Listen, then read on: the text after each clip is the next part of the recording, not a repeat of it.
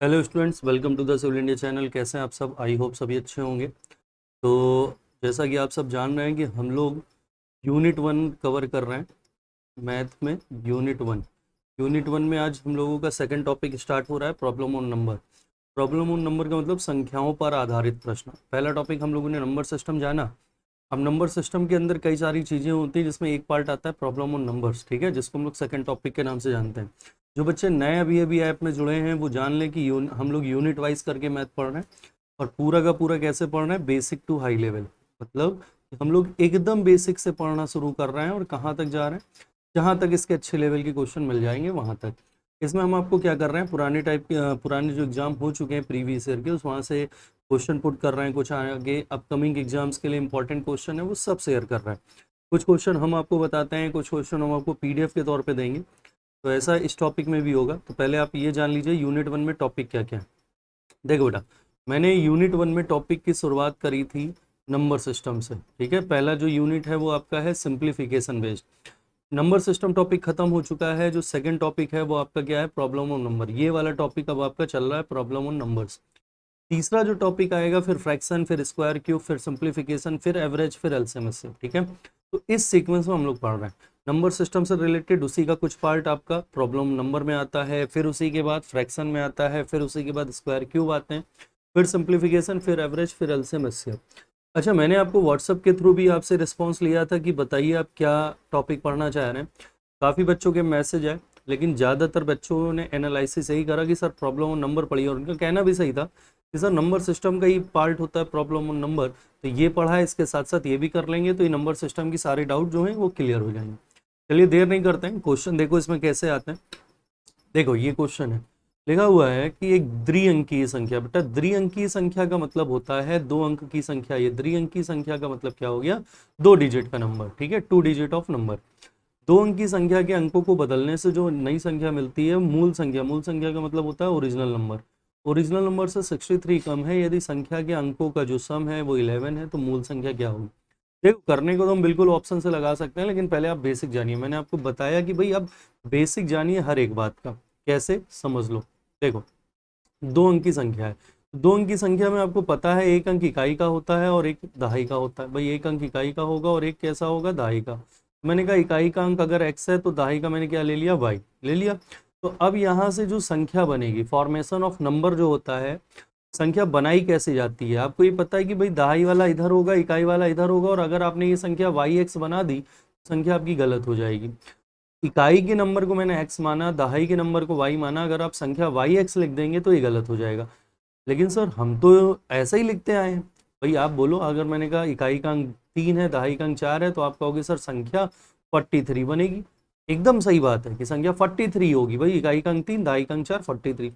लेकिन जब हम अल्फाबेट से नंबर बना रहे होते हैं, उस जगह पे आप अल्फाबेट से नंबर बनाते समय हमेशा ध्यान रखेंगे फॉर्मेशन ऑफ नंबर होता है दहाई वाला नंबर हमेशा 10 के साथ आएगा, इकाई वाला नंबर सिंगल आएगा।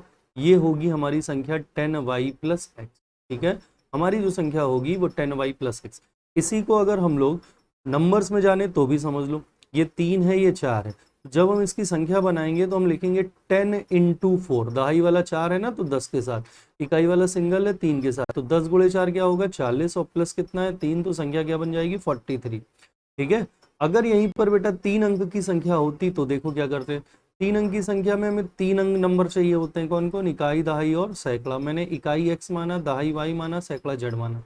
तब हमारी जो संख्या बन जाएगी, सैकड़े वाले को 100 के साथ लेना पड़ेगा, तो 100z प्लस 10y और प्लस x। तो हमारा जो नंबर बनेगा वो बनेगा 100z plus 10y plus x, ठीक है। कोई प्रॉब्लम नहीं, सारी बात समझ में आ रही है? चलो, इस तरह से आपको नंबर बनाने होते हैं। यही है basic structure, formation of number. अब हम लोग आगे बढ़ते हैं, इस सवाल पे आ जाते हैं।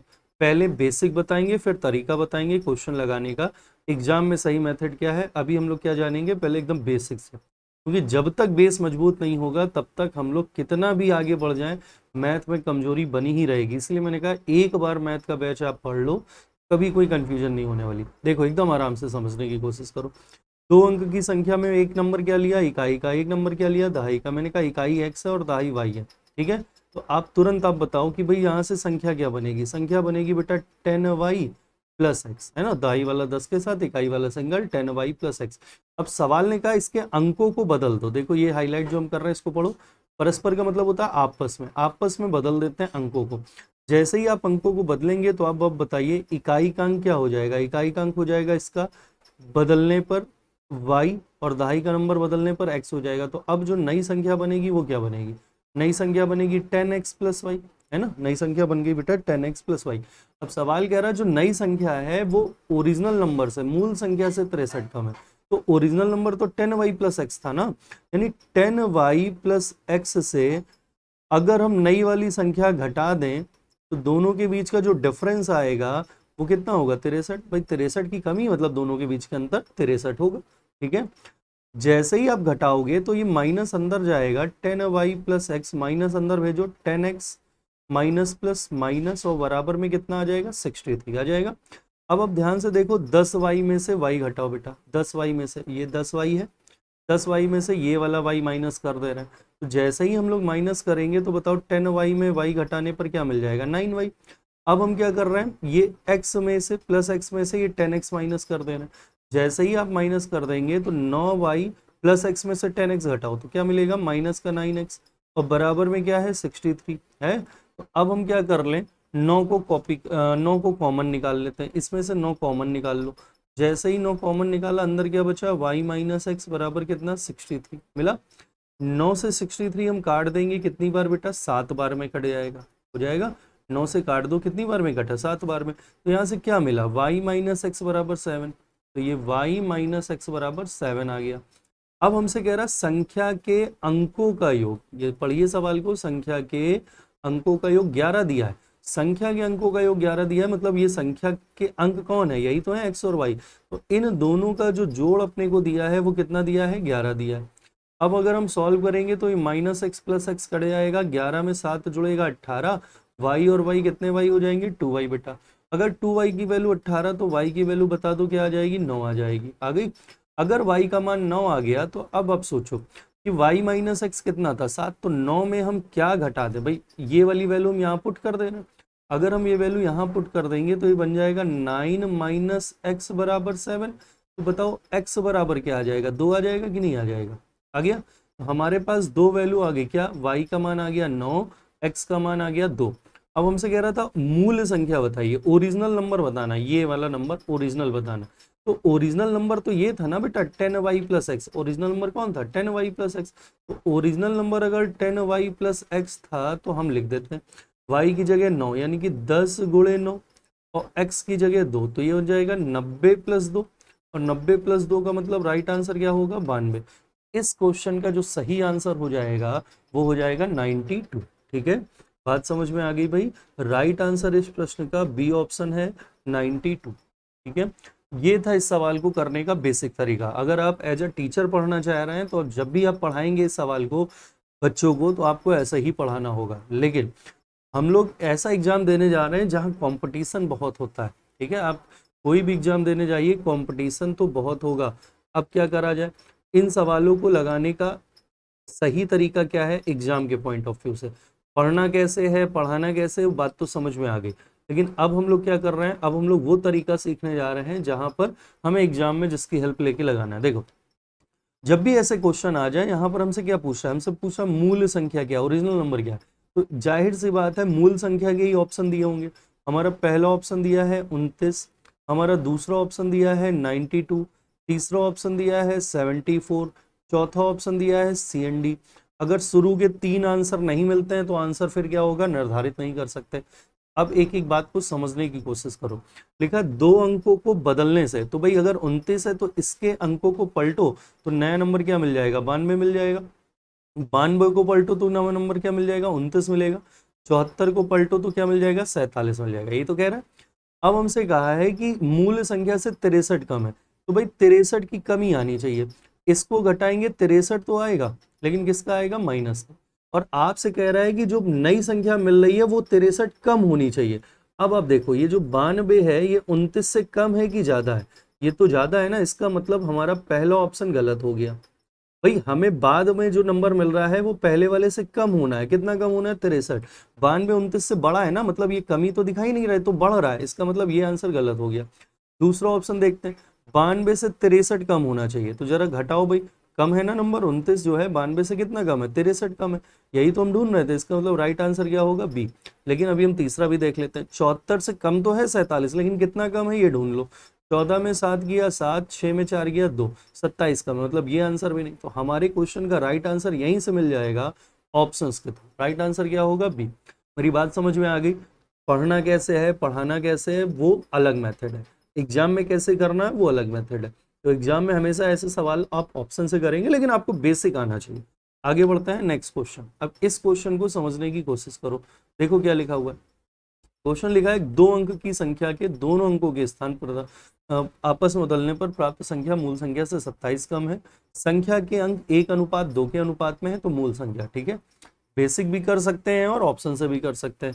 बेसिक भी थोड़ा जान लीजिए, क्योंकि हम आपको बार बार कहते हैं बेसिक मजबूत कर लो। कह रहा संख्या के अंक 1 और 2 के अनुपात में, 1 और 2 का मतलब 1 इकाई हो गया और 1 दहाई हो गया। इकाई का अंक अगर x है तो दहाई का अंक क्या होगा 2x। भाई 1 और 2 का रेशियो लाना, अगर ये 1 है तो ये 2 होगा ना, मैंने इसको x माना और इसको क्या माना 2x माना। तो अब आप बताओ संख्या कैसे बनेगी, दहाई वाला किसके साथ आता है 10 के साथ, तो ये बनेगा 10 × 2x और प्लस बेटा कितना x, तो हमारी संख्या हो जाएगी 20x + x, यानी कि कितनी हो जाएगी 21x। ठीक है, संख्या बन गई 21x। अब कह रहा दोनों अंकों के स्थान बदल दो। जैसे ही हम स्थान बदलेंगे तो अब आप बताओ इकाई पे क्या आ जाएगा और दहाई पे क्या आ जाएगा। इकाई पे 2x आ जाएगा, दहाई पे x आ जाएगा। अब हम जरा संख्या बना लेते हैं, तो ये बन जाएगी बेटा 10 × x, है ना, और प्लस कितना 2x, तो ये हो जाएगा 10x + 2x, यानी कि क्या बन जाएगा 12x बन गया।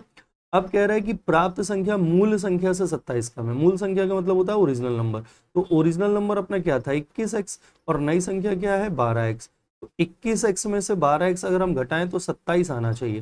घटा के चेक कर लो, 21x में से मैंने 12x को घटाया, 27 आना चाहिए। ठीक है, 21 में 12 घटा दीजिए, कितना मिला 9x बराबर क्या आ गया 27। x की वैल्यू क्या आ गई 3 आ गई। आ गई, अगर x की वैल्यू 3 आ गई तो हमसे संख्या पूछ रहा है, मूल संख्या। तो अब आप बताओ मूल संख्या क्या थी। भाई मूल संख्या तो अपनी ये वाली थी, देखो मूल संख्या यही थी ना 21x। 21x हमारे लिए क्या है मूल संख्या है, तो अगर 21x मूल संख्या है तो यहाँ वैल्यू पुट कर दो। 21 और x की वैल्यू क्या है 3, तो 21 × 3 कितना होगा 63। इस क्वेश्चन का राइट आंसर क्या होगा 63, यानी ऑप्शन नंबर बी इस सवाल का सही है।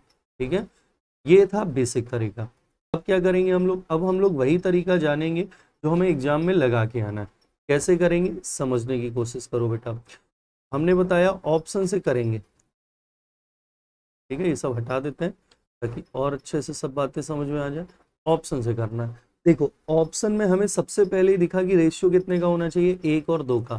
चेक करो, पहला ऑप्शन क्या है 36, दूसरा ऑप्शन क्या है 63, तीसरा ऑप्शन क्या है 48, और चौथा तो कैन नॉट डिटरमाइन, निर्धारित नहीं कर सकते।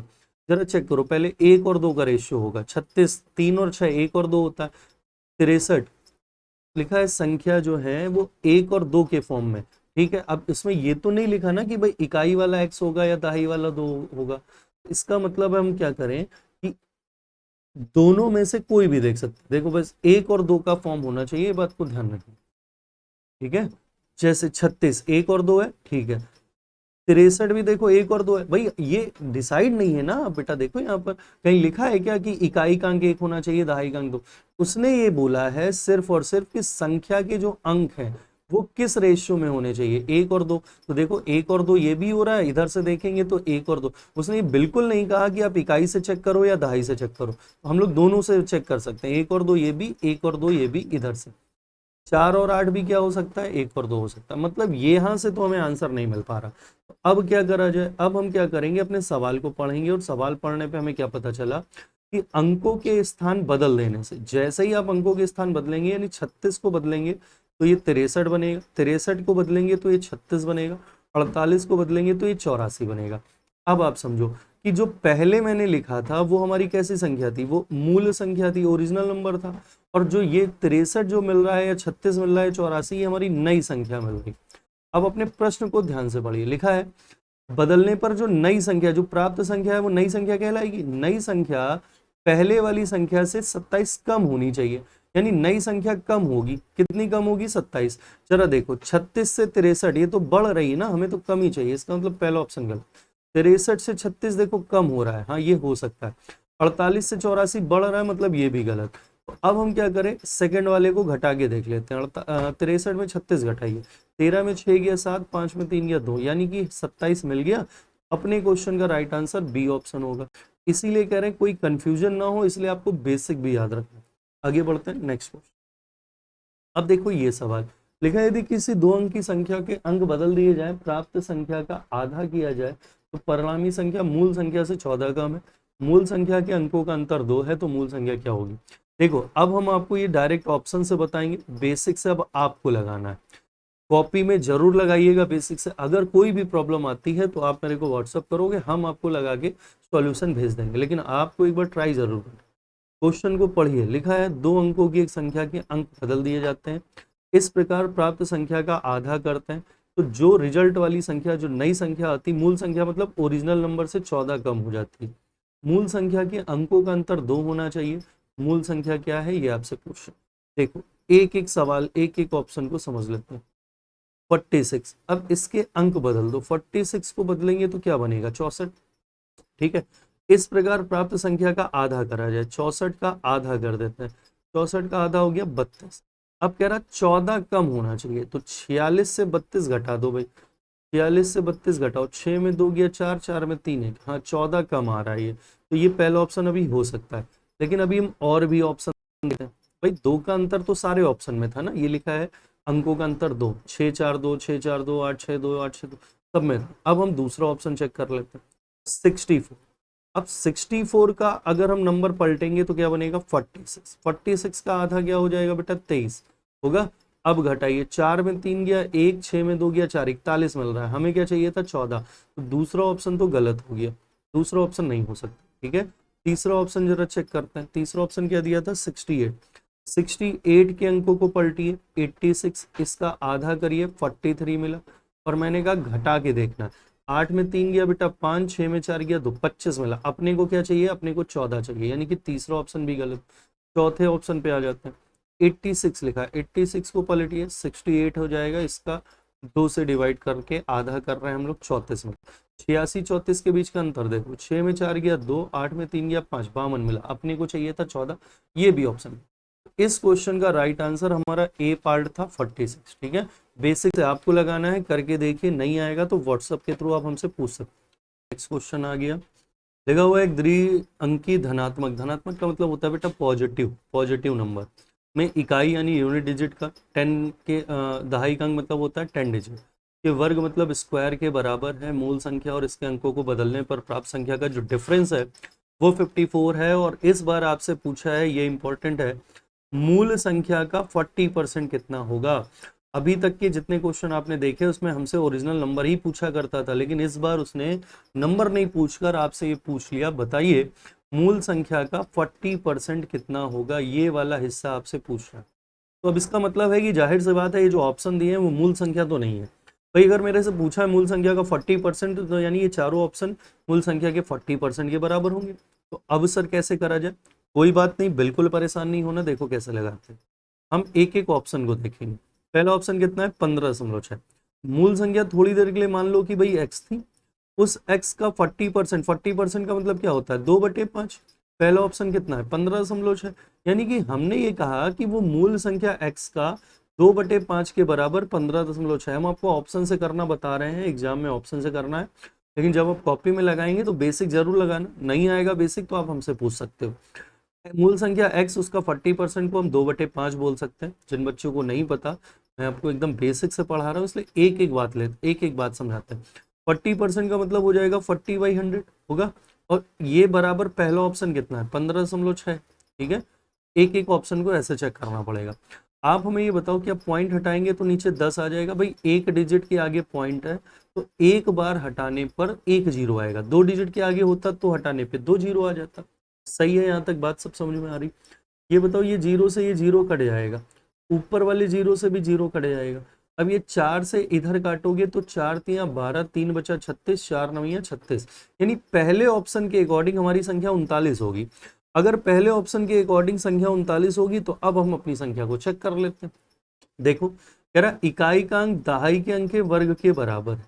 लिखा है धनात्मक संख्या में इकाई का अंक दहाई के अंक के वर्ग के बराबर है। जरा देखो बेटा, इकाई का अंक क्या है 9, दहाई का अंक क्या है 3, 3 का वर्ग करो 9 आता है। हाँ ये वाली बात सही हो रही कि इकाई का अंक दहाई के अंक के वर्ग के बराबर है। अभी तक तो हमें जो बातें मिल रही सब सही मिल रही। अब आगे बढ़ लेते हैं। तो आगे लिखा है मूल संख्या तथा इसके अंकों को बदलने से मिली संख्या। इसके अंकों को बदल देंगे तो 39 को बदलने पे 93 मिल जाएगा, मिलेगा। इनके बीच का अंतर 54 आना चाहिए। चेक करें, 9 में 3 बड़ा कौन है 93, तो इससे घटेगा। 13 में 9 गया 4। देखो अब की उसने कमी नहीं बताई बेटा, आपकी क्या बताया अंतर, और अंतर बड़ा भी हो सकता है और छोटा भी। कैसे, हमारे पास 100 रुपए, तुम्हारे पास 500 रुपए, तो अंतर कितने का आएगा 400 का। अगर हमारे पास 400 हो जाए, तुम्हारे पास 200 हो जाए, तो भी अंतर कितने का आएगा 200 का। हम लोग कभी भी अंतर निगेटिव नहीं बोलते हैं, बात को ध्यान रखना। घटाया निगेटिव जा सकता है, अंतर अलग है, घटाना अलग है। मैंने कहा 40 में 37 घटाइए तो आप कहेंगे 3। हम कहते हैं 40 और 37 का अंतर बताइए तो आप कहेंगे 3। ठीक है, हमने कहा 37 और 40 का अंतर बताइए तो आप कहेंगे 3। हमने कहा 37 में 40 घटाइए तो आप कहेंगे -3। दोनों में फर्क समझ में आ रहा है। तो ये छोटी छोटी बातें आपको जाननी जरूरी है। यही सब एक्स्ट्रा मिलेगा आपको मेरी क्लास में, इसलिए आराम से प्रॉपर नोट्स बनाते चलना। ठीक है, तो अब जरा यहाँ पर मैंने घटाया तो देखा 13 में 9 गया 4, 8 में 3 गया 5, भाई कितना मिला 54 मिला। और हमसे यही तो कह रहा था कि 54 आपको मिलना चाहिए, मिल गया। इसका मतलब हमारे क्वेश्चन का राइट आंसर 15.6 ही होगा। अब अगर सर ये वाला ऑप्शन नहीं होता तो हम दूसरे ऑप्शन को चेक करते हैं हम एक और ऑप्शन को चेक। 39 है तो मैंने संख्या x मानी है, x का 40% बराबर 39 ले लेते हैं, ले लिया।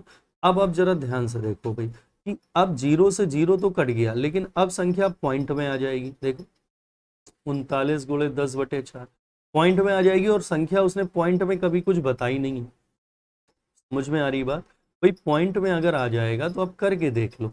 39 गुणे 10 390 हो गया, बटे में कितना हो गया 4, 4 9 या 36, 30, 4 सत्ते 28। पॉइंट लगाओगे तो ये 3 डिजिट की बन जाएगी, और अपने को क्या डिजिट की चाहिए थी, केवल 2 अंकों की। समझ में आ रही बात, इसलिए इस क्वेश्चन का राइट आंसर ए ही होगा। तो ऑप्शन से करने के लिए आपको दिमाग बहुत चलाना पड़ेगा, समझना पड़ेगा कि क्वेश्चन में ऑप्शन किस चीज का दिया है, और बेसिक आप खुद लगाएं। नहीं आएगा तो आप व्हाट्सएप से पूछे, मैं बार बार आपसे ये बात कर रहा हूँ। फिर इस सवाल को हम ऑप्शन से लगा के देखते हैं और कोशिश करेंगे क्या क्या है। अब देखो लिखा उस संख्या के अंतिम 2 अंकों के बीच का अंतर। अब जरा इस बात को समझने की कोशिश करो। लिखा है उस संख्या के अंतिम 2 अंकों के बीच का अंतर, मतलब इस बार तो आपको अंतर बताया, इस बार आपको दोनों अंकों के बीच का अंतर बताया है, लेकिन शुरुआत में देखो क्या लिखा है 3 अंकों की संख्या। इस बार हमारे पास क्या अंकों की संख्या आ गई 3। तो इस सवाल को आप चाह कर भी ऑप्शन से नहीं कर सकते। अब ऐसे सवाल अगर एग्जाम में आ जाएंगे तो जितने भी बच्चे बेसिक नहीं जानते वो सभी सवाल छोड़ के आ रहे होंगे। क्यों? क्योंकि अगर संख्या पूछी जाती तो ऑप्शन से लगा लेते, उस संख्या का कोई हिस्सा होता तो ऑप्शन से लग जाता।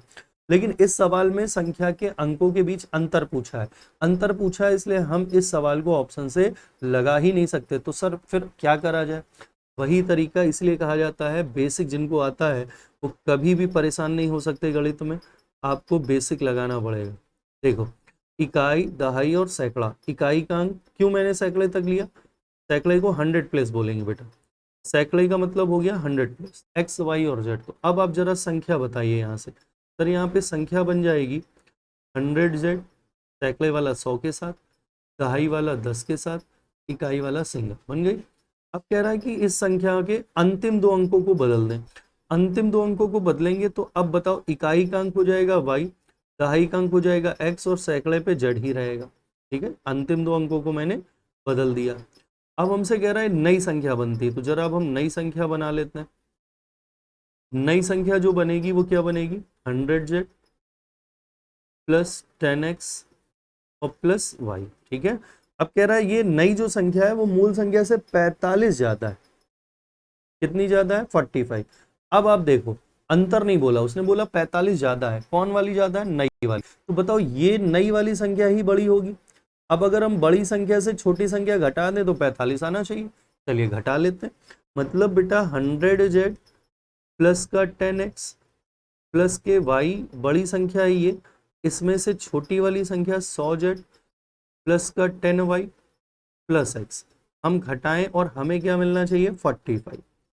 अब जैसे ही हम घटाने लगेंगे तो देखो ये क्या बनेगा 100z प्लस का 10x प्लस का y माइनस अंदर जाएगा, 100z प्लस वाला बदल के माइनस हो जाएगा, माइनस अंदर जाएगा तो माइनस गुणे प्लस माइनस हो जाएगा x और बराबर में क्या आ जाएगा 45 आ गया।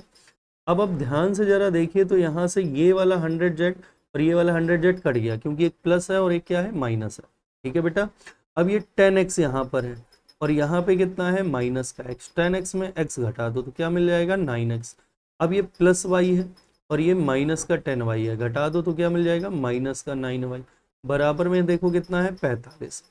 9 कॉमन कर लेंगे, अंदर बचेगा x माइनस वाई बराबर कितने के 45 के। 9 से 45 हम काट सकते हैं 5 बार, तो हमें मिला x माइनस वाई किसके बराबर 5 के बराबर मिला, x माइनस वाई 5 के बराबर।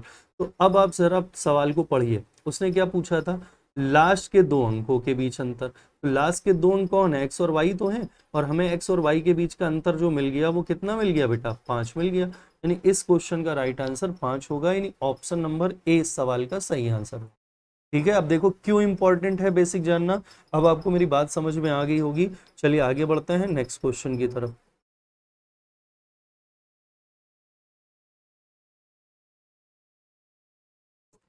अब देखो ये क्वेश्चन लिखा है दो ऐसी संख्याएं हैं कि पहली संख्या के 2 गुने और दूसरी संख्या के 3 गुने का योग 36 है, पहली संख्या के 3 गुने और दूसरी संख्या के 2 गुने का योग 39 है, इनमें से छोटी वाली संख्या आपको बतानी है।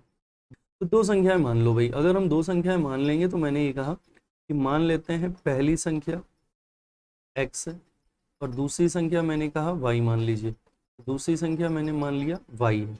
अब क्या करें, अगर पहली संख्या x है और दूसरी संख्या y है तो हमसे कहा गया पहली संख्या का 2 गुना, 2 गुना करोगे तो 2x हो जाएगा और दूसरी संख्या का 3 गुना 3y हो जाएगा, इसका जो जोड़ है वो 36 के बराबर है। अब पहली संख्या का 3 गुना 3x हो जाएगा, दूसरी संख्या का 2 गुना 2y हो जाएगा, इसका जोड़ 39 के बराबर है। ऐसा अब आपसे बोल रहा है कि बताइए छोटी संख्या x और y में से कौन सी होगी, तो उसके लिए हमें ये सॉल्व करना पड़ेगा। ये इक्वेशन 1 है और ये इक्वेशन 2 है। इक्वेशन 1 और 2 को अब हम क्या कर लें, कोई एक टर्म बराबर कर लें, चाहे x का और चाहे y का। अगर हम x का टर्म बराबर करना चाहते हैं तो इस 3 का ऊपर गुणा हो जाएगा। भाई समीकरण बराबर करने के लिए एक दूसरे में अगर एक दूसरे का गुणा कर लें तो ये बराबर हो जाएगा। अगर हम x बराबर चाहते हैं तो 3 का ऊपर गुणा हो जाएगा, 2 का नीचे वाले इक्वेशन में गुणा हो जाएगा। अच्छा, अगर हम y बराबर करना चाहते होते तो 2 का ऊपर हो जाता, 3 का नीचे हो जाता। तो जिसको बराबर करना है उनका आपस में एक दूसरे में गुणा करवा लीजिए। तो ऊपर 3 का और नीचे 2 का गुणा करवाएंगे तो नई इक्वेशन क्या बन जाएगी जरा देखो। नई इक्वेशन बन जाएगी 3 दूनी 6x प्लस 3 तिया 9y बराबर 36 तिया 108 होता है। 2 का गुणा कराएंगे तो 2 तिया 6x 2 दूनी 4y 39 गुणे 2 78 होता है। जैसे ही हम ये कर लेंगे और फिर आपस में एक दूसरे को सब्ट्रैक्ट कर दें, माइनस माइनस माइनस, तो ये 6x कट गया। 9y में 4y घटाओगे बेटा तो क्या आ जाएगा 5y, और 108 में 78 घटाओगे तो 30 आ जाएगा, यानी y की वैल्यू यहाँ से क्या आ गई 6 आ गई। अगर इस y का मान 6 आ गया तो बेटा ये वाले y की वैल्यू हम इक्वेशन नंबर 1 में रख दे जाके। जैसे ही हम रख देंगे तो ये बन जाएगा 2x प्लस y की जगह 6 रख दो, 6 तिया 18 हो जाएगा बराबर में 36 है। तो 2x बराबर 36 में 18 उधर जाके माइनस कर देगा, 18 बचेगा, x की वैल्यू 9 आ गई। तो अब हम ये समझ गए कि भाई इस x का मान 9 आ गया, इस y का मान 6 आ गया। हमसे कह रहा दोनों में छोटा कौन है, तो 9 और 6 में जो छोटी संख्या है वो कौन सी है 6। देखो 9 और 6 में छोटी संख्या कौन सी है 6 है, यानी इस सवाल का राइट आंसर 6 होना चाहिए। ऑप्शन में आपको 6 दिया नहीं है, ठीक है, तो आप यहाँ पर आंसर टिक कर लीजिएगा। 6 एक बार देख लो कुछ गलत तो नहीं कर लिया। 6 से 6 कट गया, 9 में 4 गया, 5y 30, y की वैल्यू 6, हाँ 6 आ रही है, और 6 यहाँ रख देंगे तो ये हो जाएगा 6 गुणे 3 18, 36 18, x की वैल्यू 9। ठीक है, तो आंसर यहाँ पर हो सकता है पहली संख्या पूछी गई हो, टाइपिंग मिस्टेक हो सकती है। आप इस जगह पर ये छोटी संख्या ना पूछकर यहाँ पर आप कर दीजिए इनमें से बड़ी संख्या कौन सी है, अपने क्वेश्चन का राइट आंसर आ जाएगा 9। ठीक है, सेटिस्फाई अगर और करना है तो आप इनकी वैल्यू यहाँ इक्वेशन में रख के देख लो। अगर हम x की वैल्यू 9 रखते हैं तो 9 दूनी 18 हो जाएगा, y की वैल्यू 6 रखते हैं, 6 तीन 18 होगा, 18 18 36 सेटिस्फाई कर रहा है। हो सकता है बेटा कुछ गड़बड़ हो, आप अपना आंसर या तो इनमें से कोई नहीं लिख लेना, या तो छोटी संख्या की जगह लिख लो बड़ी संख्या और आंसर बन जाएगा ना। आगे बढ़ते हैं नेक्स्ट क्वेश्चन पे। ये क्वेश्चन पढ़िए, देखा दो संख्याओं का योगफल और गुणनफल। तो हम एक काम कर लेते हैं, संख्या मान लेते हैं x और y, दो संख्याएं मान ली x और y, इनका योगफल, योगफल का मतलब हो गया x प्लस वाई, किसके बराबर है 11 के बराबर है। और इनका गुणनफल, गुणनफल मतलब प्रोडक्ट, यानी x इंटू वाई किसके बराबर है 18 के बराबर है। अब हमसे कह रहा है इन संख्याओं के व्युत्क्रम, व्युत्क्रम का मतलब होता है रेसिप्रोकल या उल्टा या इनवर्स। तो x का उल्टा जो हो जाएगा 1/x, y का उल्टा क्या हो जाएगा 1/। याद रखना किसी भी संख्या का व्युत्क्रम करने के लिए उसको 1 के अपॉन में ले आते हैं। 5 का उल्टा बताओ 1/5, 7 का उल्टा बताओ 1/7। तो इनका योगफल करना है, यानी इसको इसको जोड़ना है। जैसे ही हम जोड़ेंगे तो ये नीचे आ जाएगा एक्स वाई, ऊपर आ जाएगा एक्स प्लस वाई। ठीक है भाई, इसका एलसीएम ले लिया एक्स वाई, ये ऊपर चला जाएगा, ये इधर आ जाएगा एक्स प्लस वाई। तो अब आप जरा देखो, हमें x प्लस वाई का मान तो पता ही है, कितना पता है 11 पता है, x इंटू वाई का मान पता है कितना है 18 है। तो अपने क्वेश्चन का राइट आंसर बनेगा 11/18। तो इस सवाल का राइट आंसर था डी ऑप्शन 11/18। आगे बढ़ते हैं अगले क्वेश्चन पे, नेक्स्ट क्वेश्चन समझते हैं। लिखा तीन संख्याएं, इस बार तीन संख्याएं, पहली संख्या दूसरी की दोगुनी तथा तीसरी की आधी है, तीनों संख्याओं का एवरेज दिया है आपको 56 है, और पहली और तीसरी संख्या का डिफरेंस। देखो क्वेश्चन अच्छा है, एग्जाम में ऐसे क्वेश्चन आते भी बहुत है, इंपॉर्टेंट लगा लेना। तीन संख्याएं मैंने ले ली, कौन कौन सी, ए बी और सी। अब ये पहली है, ये दूसरी है और ये तीसरी। अब जरा अपनी बातों को यहाँ क्वेश्चन में समझने की कोशिश करो, सवाल को यहाँ पर ध्यान से पढ़ो। लिखा पहली संख्या दूसरे की दोगुनी है। तो जब भी आपके पास ऐसे एक सवाल आया करें तो आप एरो लगा लिया करो। पहली संख्या दूसरे से निकल रही है और क्या गुना कर रही है, दो गुना। पहली संख्या दूसरे की दोगुनी है, ठीक है। अब आगे बढ़ते हैं, तथा तीसरी संख्या की आधी है। इस लाइन का मतलब ये हुआ, बात किसकी हो रही है, पहली संख्या की हो रही है। सवाल पे समझने की कोशिश करना, पहली संख्या दूसरे की तो दोगुनी है, लेकिन वही पहली संख्या तीसरे की आधी है, ठीक है। यानी पहली संख्या इन दोनों से रिलेट कर रहा है। तो हमने यहाँ पर एरो लगाया, पहली संख्या तीसरे की आधी है, तो मैंने यहाँ पर इसका 1/2 कर दिया, ठीक है। समझ में आ रही है बात। सवाल ने बेटा ये कहा था पहली संख्या दूसरे की दोगुनी है और तीसरे वाले की आधी है। तो इसका मतलब ये हुआ कि हमें इन तीनों में से हम कहीं से भी शुरू कर सकते हैं। भाई आप सी की वैल्यू कुछ भी मान लो, अगर मान लीजिए मैंने सी की वैल्यू 2 मान ली, अगर मैंने सी की वैल्यू 2 मानी तो 2 का आधा क्या हो जाएगा, 1 हो जाएगा। 2 का आधा क्या हो जाएगा, 1। अब 1 किसका डबल होगा, तो आप कहोगे 0.5 का डबल होगा, मान सकते हैं। आप कहीं से भी नंबर शुरू कर सकते हैं, वो आपकी मर्जी। लेकिन अब आपको ये सोचना पड़ेगा कि आप नंबर कैसे लेना चाहते हैं। देख, अगर मैंने बी को 4 माना तो 4 का दुगना बताओ 8। 8 किसका आधा होता है, 4 का आधा होता है, ठीक है भाई। 4 का दुगना 8, 8 किसका आधा है, 8 16 का आधा है, सॉरी 8 किसका आधा है, यहाँ 16 आ जाएगा, क्योंकि सी का आधा ए, 16 का आधा ए हो जाएगा। जो मन करे वो नंबर मान लीजिए, लेकिन सबसे छोटे नंबर मानेंगे तो सवाल जल्दी लगेगा। तो हम एक काम कर लेते हैं, अब देखो माना कैसे जाता है। ये देखा जाता है कि दोनों नंबर किस पर डिपेंड है, दोनों नंबर ए से ए के पास आ रहे हैं। इसका मतलब हम ए की वैल्यू माने तो सवाल में कंफ्यूजन कम करेगा। एक ऐसा नंबर मान लो जो अपने आप को आधा भी कर पाए, अपने आप को डबल भी कर पाए। तो आप कह सकते हैं सर ऐसा नंबर 4 ले लीजिए, 4 का आधा भी कर सकते हैं, 4 का डबल भी कर सकते हैं, बिल्कुल। 2 ले लीजिए, 2 का आधा भी कर सकते हैं, 2 का डबल भी कर सकते हैं, ठीक है, आपकी मर्जी। अगर मैंने इसको 4 ले लिया तो अब बताओ 4 किसका डबल है, बी का। तो भाई 4 अगर बी का डबल है तो पक्का बी 2 होगा, तभी तो 2 का डबल 4 होगा। 4 किसका आधा है, सी का आधा है, इसका मतलब सी 8 होगा, 8 का आधा 4। तो हमारे पास नंबर बन गया 4, 2 और 8, ठीक है। अगर आपको ऐसे नहीं समझना तो आप ए की वैल्यू को और छोटा कर लीजिए, आप ए की वैल्यू को 2 मान लीजिए। अब आप सोचिए 2 किसका, बी का क्या है, डबल है, 2 बी का डबल है, तो बी की वैल्यू 1 होगी, भाई 1 का डबल 2। ए सी का आधा है, यानी कि 2 किसका आधा है, सी का, तो सी की वैल्यू क्या होगी 4। मतलब इन तीनों के बीच में रेशियो क्या बनेगा, 2, 1 और 4 का। इसी को हम x लगा लें तो 2x, 1x और 4x बन जाएगा, बन गया। अब हमसे कह रहा है कि इसका इसका एवरेज। अब जिन बच्चों को नहीं पता वो आगे पढ़ेंगे, अभी लिख लीजिए एवरेज बराबर होता है कुल पदों का योग बटे कुल पदों की संख्या, ठीक है, sum of all number divided by total number of terms, divided by total number of, ये एवरेज का फार्मूला होता है। तो कुल पदों का योग 4 2 6 और 1 7x हो गए। कितने हैं, 1 है 2 है 3 है, तो डिवाइडेड बाय 3, ये एवरेज हो गया। और एवरेज कितना दिया आपको, 56 दिया हुआ है, बराबर 56। तो ये बन जाएगा बेटा 7 से 56 जाएगा 8 बार, 3 ऊपर आ जाएगा, तो x की वैल्यू होगी 8 तिया 24, आगे 24। अब अगर x की वैल्यू 24 आ गई तो अब आप इसको पुट कर लीजिए। भाई पहली संख्या 2x थी तो 24 दूनी क्या बन जाएगी 48, दूसरी संख्या x थी तो ये क्या बन जाएगी 24, तीसरी संख्या 4x थी तो ये बन जाएगी 24 चौको 96, ठीक है। अब आपसे कह रहा पहली और तीसरी में अंतर बताओ, तो पहली संख्या 48 और तीसरी संख्या क्या है 96, अंतर बताना है तो अंतर बराबर लिख लेते हैं, 96 और 48 के बीच का अंतर, तो अंतर क्या आ जाएगा 48 आ जाएगा, यानी हमारे क्वेश्चन का राइट आंसर डी ऑप्शन था। आगे बढ़ते हैं नेक्स्ट क्वेश्चन। ये सवाल देखिए, देखा दो संख्याओं का अंतर 1365 है, बड़ी संख्या को छोटी संख्या से भाग देने पर, तो बड़ी संख्या और छोटी संख्या दो संख्या है, तो मैंने बड़ी संख्या को मान लिया x, छोटी संख्या को मान लिया y, ठीक है। अब हमसे कह रहा दोनों के बीच का अंतर 1365, यानी x माइनस वाई किसके बराबर है 1365 के बराबर। कह रहा बड़ी संख्या को छोटी से भाग दो, बड़ी संख्या को छोटी से भाग देते हैं, यानी x को हम लोग y से भाग देते हैं, तो भागफल 6 आता है, पता है ना, भागफल यहाँ पे लिखते हैं, नंबर सिस्टम में हम लोगों ने सीखा है। शेषफल यहाँ पर आ जाएगा 15। अब यहाँ से जरा एक बार रिमाइंड करो फार्मूला मैंने क्या पढ़ाया था, सभी बच्चे बोलेंगे भाज्य बराबर क्या पढ़ाया था, भाजक गुणे भागफल प्लस शेषफल, है ना।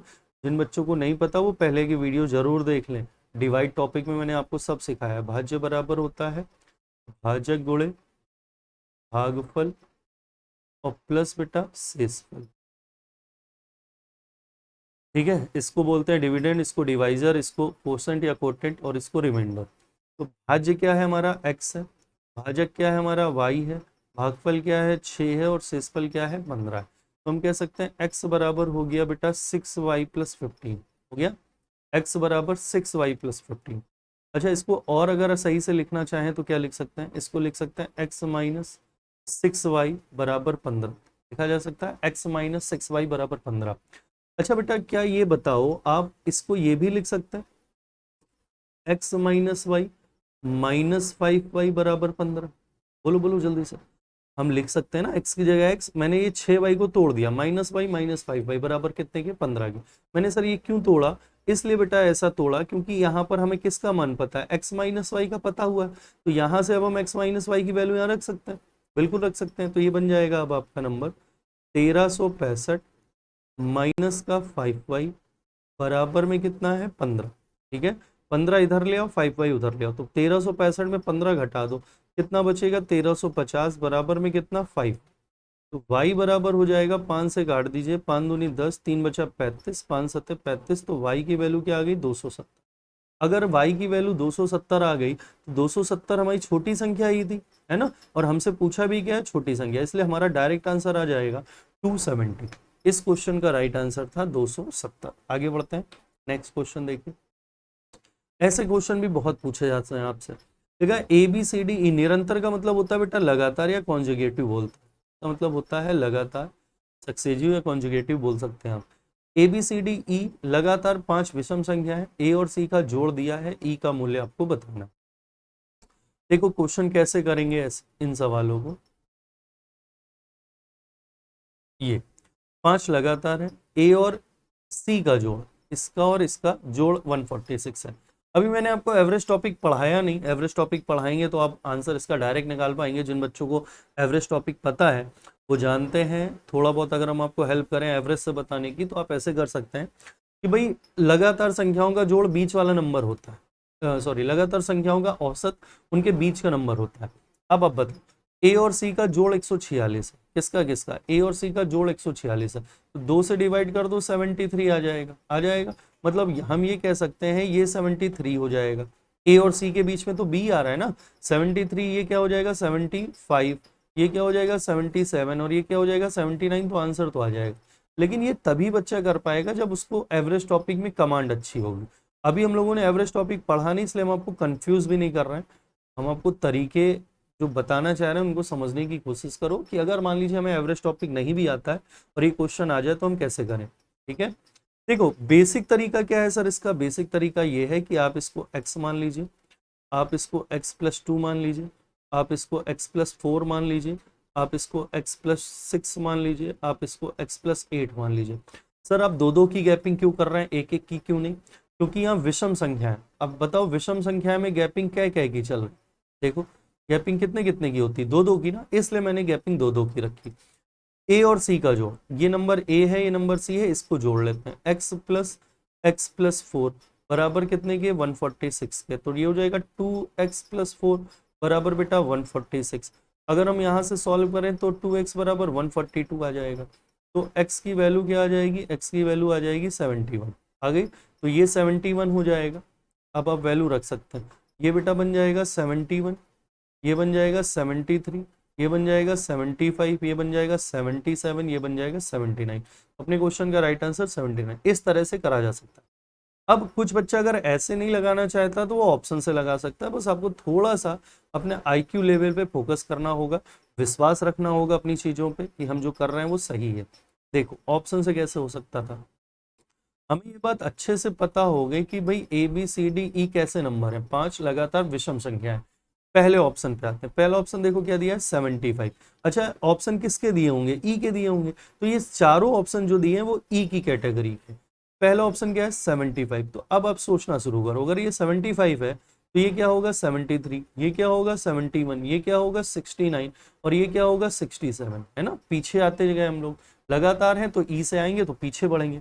हमें ए और सी जोड़ के देखना है कि 146 हो रहा है क्या, जोड़ो 7 और 1 8, हमें इकाई का अंक 8 मिला, हमें तो 6 चाहिए था, नहीं पहला ऑप्शन गलत है। मेरी बात समझ में आ रही है, हम क्या कर रहे हैं, इस तरह ऑप्शन से करा जाता है। सेकंड ऑप्शन पे आ जाओ 81, अगर ये 81 है तो पीछे क्या होगा 79, फिर क्या होगा 77, फिर क्या होगा 75, फिर क्या होगा 73। हमें ए और सी जोड़ के देखना है, जोड़ के देखो 7 3 10, 7 7 14 15, 150 हो रहा है, हमें 146 चाहिए, मतलब सेकेंड ऑप्शन भी गलत है। अब सेकेंड ऑप्शन भी गलत है तो थर्ड ऑप्शन पे आ जाते हैं।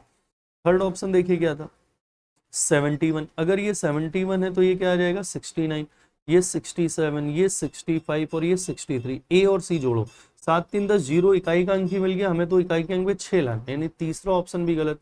तो बस एग्जाम में हमारा राइट आंसर चौथा होगा।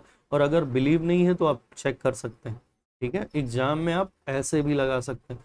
79, 79 से पीछे 77, 75, 73, 71 जोड़ लीजिए, ये हो जाएगा 146, सेटिस्फाई कर रहा है, ऐसे करा जाता है।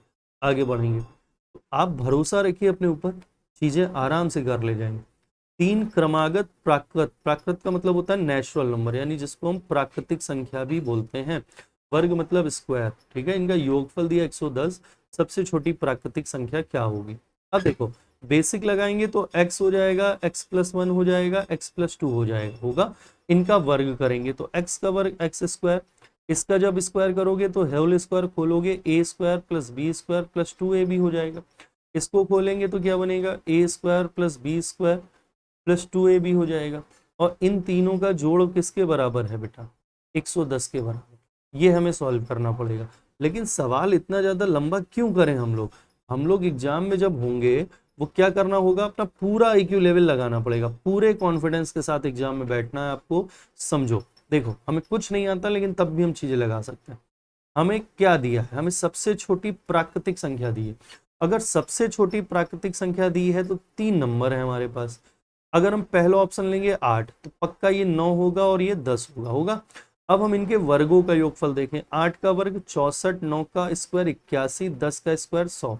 हमें इसको जोड़ने पे 110 चाहिए। अब आप देखो 100 में 81 जोड़ोगे 181, तो बहुत बड़ा नंबर होगा, हमें 110 चाहिए, मतलब ये ऑप्शन गलत है। मेरी बात समझ में आ रही है। हर एक चीज को हल नहीं करा जाता है, हर एक चीज में दिमाग चलाना है, कैसे चीजें बन रही। दूसरा ऑप्शन क्या था 6, अगर ये 6 ये 7 तो पक्का ये 8 होगा। 8 का स्क्वायर क्या हो जाएगा बेटा 64 हो जाएगा। 7 का स्क्वायर क्या है 49 है। 6 का स्क्वायर क्या है 36। जोड़ के देखते हैं, 9 4 13, 13 और 6 19, इकाई के अंक में 9 आ रहा, हमें तो इकाई के अंक में 0 चाहिए। यहीं पर हमने समझ लिया कि ये ऑप्शन गलत है, हम पूरा चेक करने की कोशिश भी नहीं करेंगे। अब तीसरे ऑप्शन पे आ जाते हैं। तीसरा ऑप्शन देखो क्या है 7। अच्छा बताओ 6 वाला आंसर बन नहीं रहा तो 7 वाला भी नहीं हो सकता है। नहीं, अगर समझ भाई 6 से शुरू कर रहे हैं तो नहीं बन रहा है, 7 से शुरू करेंगे तो भी नहीं बनेगा। देखो क्योंकि 6 वाले में बहुत बड़े नंबर आ रहे थे। 7, 7 के बाद क्या है 8, 8 के बाद क्या है 9, 9 का स्क्वायर क्या होगा 81, 8 का स्क्वायर क्या होगा 64, 7 का स्क्वायर क्या होगा 49। अब देखो जोड़ के 9 4 13, 13 और एक 14, इकाई का अंक 4 आ रहा, अपने को 0 चाहिए, मतलब तीसरा ऑप्शन भी गलत है। अब हम लास्ट ऑप्शन आंसर लगा देंगे, लेकिन एक बार हम आपको चेक करके दिखाते हैं। लास्ट वाले ऑप्शन में जाएंगे तो ये 5 है बेटा, ये 6 है और ये कितना है 7, स्क्वायर करो 49, 6 का स्क्वायर 36, 5 का स्क्वायर 25, जोड़िए 6 5 11, 11 9 20, 0 हासिल 2, 4 3 7, 7 2 9, 9 2 11, आंसर आ गया 110। सेटिस्फाई कर गया। इस तरह से एग्जाम में करना है, राइट आंसर आपका डी ऑप्शन हो गया। आगे बढ़ते हैं। ये सवाल लिखा है 5 क्रमबद्ध, क्रमबद्ध का मतलब हो गया वही लगातार, विषम मतलब ऑड नंबर, इनका योग 235 है, 5 लगातार। तो आप बताओ x, x plus 2, x plus 3, x plus sorry x plus 2, दो दो की गैपिंग लेके चलना क्योंकि विषम बोल रहा है।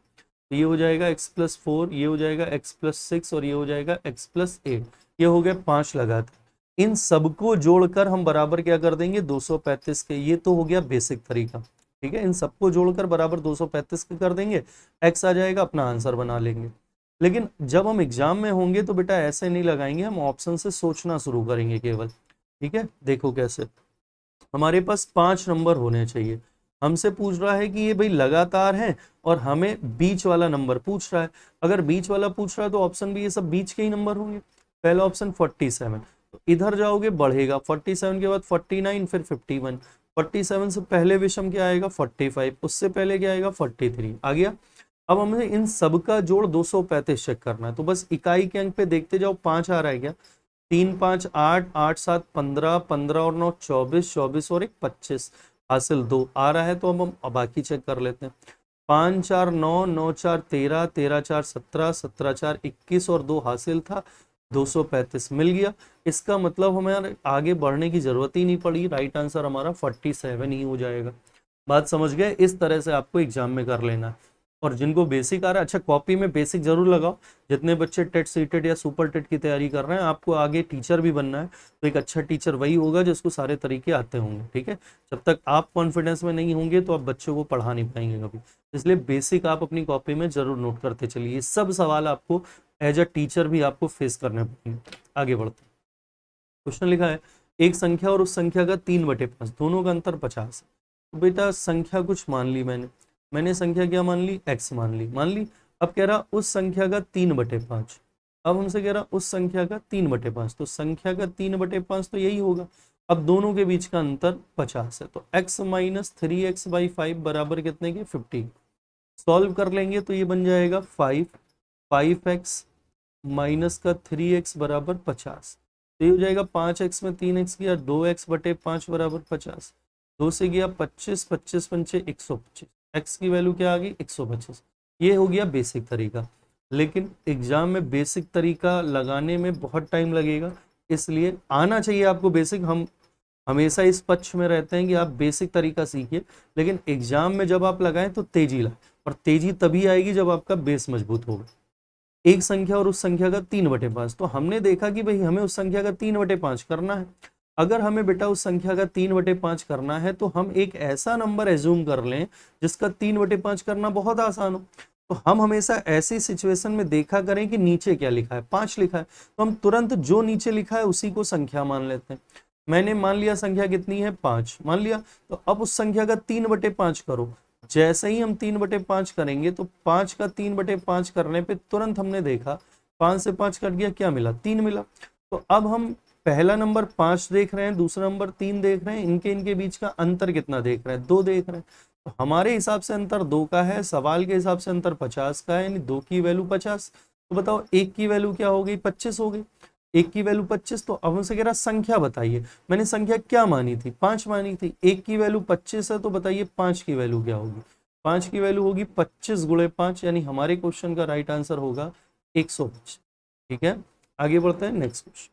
ये क्वेश्चन इंपॉर्टेंट लगा लीजिएगा, जितने भी बच्चे देख रहे हैं सभी एग्जाम के लिए इंपॉर्टेंट है।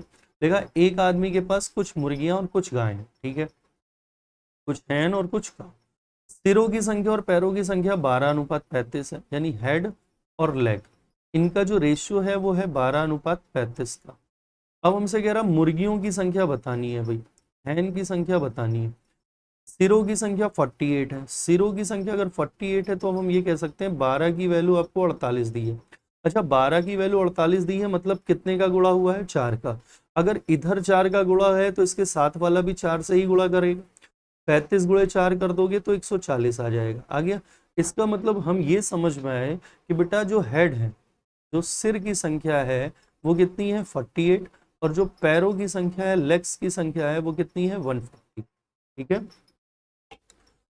हेड की संख्या 48 और लेग्स की संख्या 140। अब हमसे पूछ रहा है मुर्गियों के बारे में। यहां तक पहले बताओ बात समझ में आ गई, ये हेड और ये लेग की संख्या समझ में आ गई होगी। तो हम ये वाला पार्ट अब हटा देते हैं, बार बार अब आपको ये नहीं समझना पड़ेगा। बस हमें ये पता है कि हेड की संख्या 48 और लेग की संख्या 140। निकालना क्या है, हैन की यानी मुर्गियों की संख्या। देखो क्वेश्चन कई तरीके से करे जा सकते हैं। पहला तरीका मेथड नंबर 1 देखते हैं। ठीक है, मेथड नंबर 1, कई तरीके हैं सवाल लगाने के। मेथड नंबर, बेसिक तरीका पहले देखो। मान लेते हैं मुर्गियां जो थी, आप जब पढ़ाएंगे तो पढ़ाएंगे कैसे वो समझ लो। माना मुर्गियां क्या थी, एक्स थी, और जो गाय थी वो मैंने मान लिया वाई। तो आप बताओ मुर्गियां एक्स हैं, गाय वाई हैं, तो इनके दोनों के सिर मिलाकर कितने हैं, 48 है। अब आप बताओ एक मुर्गी के कितने पैर, एक मुर्गी के 2 पैर होते हैं, 4 नहीं बोल देना भाई, मुर्गी के 2 पैर। अगर एक मुर्गी के 2 पैर तो एक्स मुर्गी के कितने हो जाएंगे, 2x हो जाएंगे। एक गाय के 4 पैर होते हैं तो वाई गाय के क्या हो जाएंगे, 4y हो जाएंगे। कितने पैर हैं, बराबर 1 हो गया। अब हम क्या कर लें, इक्वेशन को सॉल्व कर लें। तो ये इक्वेशन 1, ये इक्वेशन 2, अगर हम इक्वेशन 1 में 2 का गुणा कर देंगे तो जैसे ही आप 2 का गुणा कर दोगे तो ये बन जाएगी बेटा क्या, 2x प्लस 2y बराबर में कितना, 96। और इसमें एक का ही गुणा रहने दो, तो ये 2x प्लस 4y बराबर में कितना है, 140। सॉल्व कर लेते हैं, माइनस करने पर ये कट जाएगा।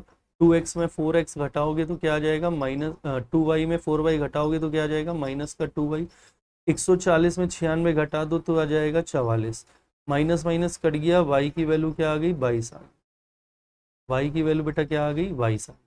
अगर y की वैल्यू 22 आ गई तो यानी कि हम ये समझ गए गाय 22 हो गई। और टोटल सिर कितने थे, 48। 48 में अगर गाय 22 है, यानी कि x प्लस वाई में हम इसका मान रखना चाहते हैं, तो ये बन जाएगा x प्लस 22 बराबर 48 के। x बराबर क्या हो जाएगा, 26। इसका मतलब क्वेश्चन का राइट आंसर क्या हो जाएगा, 26। ये है बेसिक तरीका, आप एक्स वाई मान के लगा सकते हैं। लेकिन फिर मैंने आपको बताया पढ़ाना अलग बात है, कंपटीशन निकालना अलग बात है। आपको समझना पड़ेगा कि अभी हम लोग पढ़ा तभी पाएंगे जब हम कंपटीशन अपना निकाल पाएंगे, इसलिए बेसिक आपको आना बड़ा जरूरी है। देख दोबारा से हम यहाँ लिख दे रहे हैं, हेड की संख्या कितनी आई थी अपनी 48, और लेग की संख्या कितनी आई थी 140।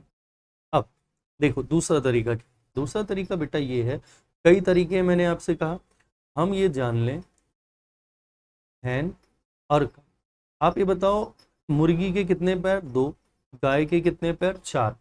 ठीक है, और टोटल नंबर ऑफ एनिमल्स कितने हैं, 48। यानी कि 48 जानवरों में कुछ के 2 पैर हैं, कुछ के 4 पैर हैं। यही तो है तरीका, 48 जानवरों में कुछ के 2 पैर हैं और कुछ के क्या है, 4 पैर हैं। हम एक काम कर लें, हम ये कर लें बेटा, और ये तरीका याद रखो, जब भी एक चीज 2 हिस्सों में बट रही हो तो आपको ये तरीका याद रखना। हम एक काम कर लेते हैं कि भाई हम 48 को किसी एक तरफ मान लेते हैं पूरा का पूरा। हम मान लेते हैं कि सारी के सारे 48 क्या थे, सारे के सारे 48 मान लो हैन थे, यानी सारे के सारे 48 हमने मुर्गी मान ली।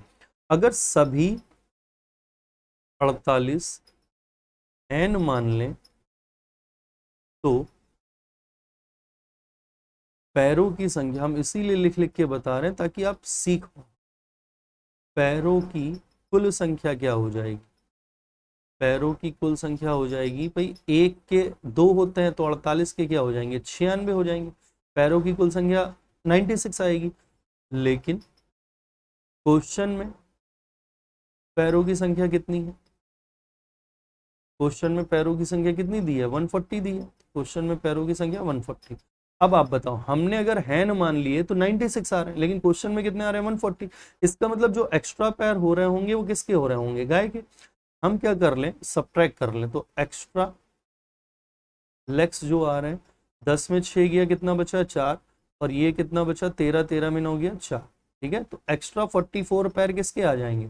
ये आ जाएंगे गाय के। ठीक है, अब गाय की फिर से सोचो, ये एक्स्ट्रा 44 किसके बन रहा है? गाय के। अच्छा, अब एक बात बताओ सर, गाय के तो 4 पैर होते हैं, तो क्या 4 से डिवाइड कर दें? नहीं, समझने की बात है, यहाँ पर समझने की कोशिश करना। आप ये बताओ, 48 में कुछ सिर गाय के थे, कुछ सिर मुर्गी के थे। हमने सभी 48 को 2 पैर से काउंट कर लिया। अच्छा, 48 में कुछ के 4 पैर भी होने चाहिए, हम सबको क्या पैर ले रहे हैं? 2 पैर। यानी इस 4 में से हमने 2 पैर तो ले ही लिए, तो अब इनके पास एक्स्ट्रा क्या पैरों की संख्या बची होगी? 2 की। इसलिए हम यहाँ डिवाइड 2 से करेंगे। इसका मतलब गाय की संख्या कितनी आ गई? 22। नई बात समझ में आई? दोबारा से सुनो, हम ये कहना चाह रहे हैं बेटा, गाय के कितने पैर? गाय के हैं 4 पैर। अगर गाय के 4 पैर हैं और हम सारे जानवर के कै पैर लेके चल रहे हैं, हमने 48 के कै पैर ले लिए? 2 पैर ले लिए। तो इस 4 पैर में से हम 2 पैर ऑलरेडी ले चुके हैं, तो गाय के अब कै पैरों की संख्या बच रही होगी? एक्स्ट्रा 2 पैरों की। उसी 2 से मैंने 44 में डिवाइड करा, इसका मतलब 22 बार गाय की संख्या आएगी। अगर 22 गाय की संख्या आएगी, 48 सिर में से 22 गाय हैं, तो बचे सिर किसके होंगे? मुर्गियों के। घटा लो, कितने हो जाएंगे? 26। ऐसे लगा सकते हैं। नहीं बात समझ में आई है तो और समझने की कोशिश कर लो। और भी तरीके, मैंने कहा था कि आपको ना समझ में आए तो तरीके कई हैं, लेकिन ये ज्यादा इंपॉर्टेंट है कि आपको बेसिक के साथ साथ क्या क्या लगाया जा सकता है वो आना चाहिए। देख, और कैसे लगा सकते हैं, यहाँ पर कुछ बच्चे जानते हैं तो आप एलिगेशन मेथड लगा सकते हैं, जिन्होंने नहीं पढ़ा वो आगे पढ़ेंगे। यहाँ पर क्या लगा सकते हैं बेटा? Alligation method. सर ये मेथड क्या होता है? देखो कैसे। हैन काउ, हैन के कितने? 2 पैर। गाय के कितने पैर होते हैं? 4 हैं। अब आप जरा समझने की कोशिश करो, टोटल कितने हैं? 48 लोग हैं। या जानवर कितने बेटा? 48। यही तो है, जानवर कितने हैं? 48। अगर हमारे पास 48 सर हैं, जिसमें कि 2 हैन के पैर होते हैं, गाय के 4 पैर होते हैं, अगर हम सभी 48 हैन ले लेंगे तो कुल पैर बताओ कितने हो जाएंगे? टोटल जो लेग्स हो जाएंगे वो हो जाएंगे 96।